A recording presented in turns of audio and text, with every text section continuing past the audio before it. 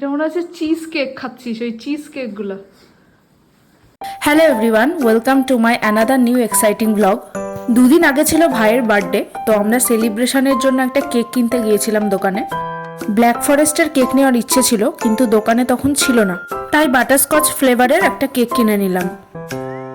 এরপর ভাইয়ের নামটি কেকের উপর সুন্দর করে লিখে নেওয়া হলো, সাহিল।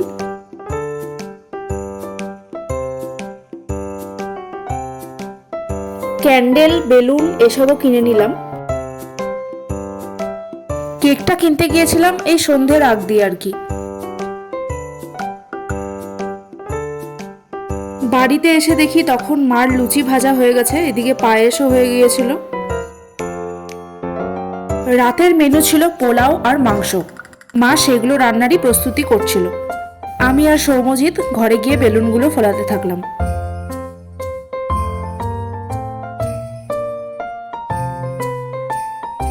তারপর আমি, ভাই, সৌম্যজিৎ আর বাবা চলে গেলাম ছাদে বাজি ফাটানোর জন্য। কালী পূজার কিছু পটাকা বেঁচে গিয়েছিল, তো সেগুলো ভাইয়ের জন্মদিনের জন্য রেখে দিয়েছিলাম। তারপর দেখলাম হঠাৎ করে দূরে কোথায় যেন বাজি ফাটানো শুরু হয়ে গিয়েছে। প্রথমে ভাবলাম বিয়ে টিয়ে হবে হয়তো, তারপরে বুঝলাম যে স্টেডিয়ামে খেলা হচ্ছিল ক্রিকেট, সেটা হয়তো কোনো দল জিতেছে, সেই কারণে বাজি ফাটানো হচ্ছিল।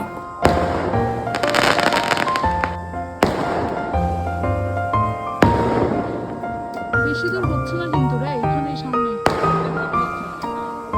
ও আচ্ছা, আজকে ফাইনাল ম্যাচ মনে হয় না?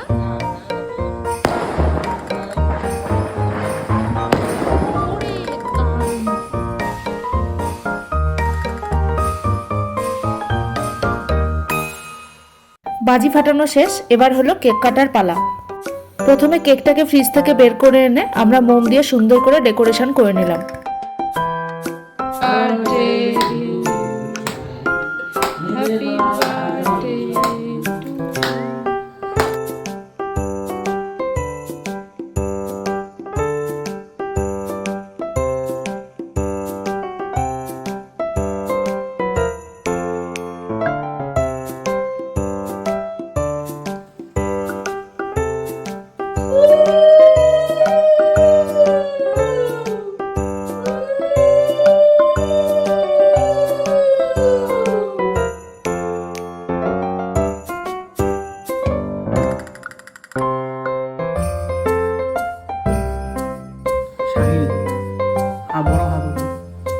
একবারে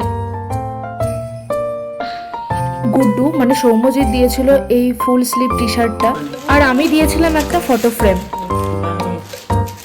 ফুটানি বলে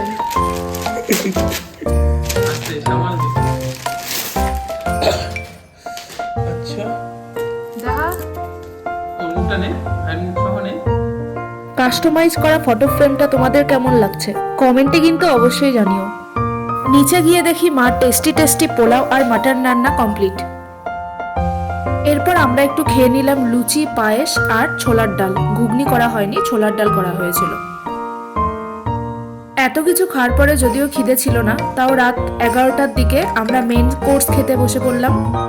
এটা খাওয়ার জন্য আমি সারাদিন অপেক্ষা করেছিলাম যে কখন খাবো টেস্টি টেস্টি পোলাও আর মাংস। তো বন্ধুরা, আজকের ভিডিওটা এতটুকুই। বার্থডে ব্লগটা তোমাদের কেমন লাগলো কমেন্টে অবশ্যই জানিও। ভালো লাগলে ভিডিওটা একটা লাইক করে দিও, চ্যানেলটাকে সাবস্ক্রাইব করে দিও। দেখা হচ্ছে নেক্সট কোনো ব্লগে। টাটা।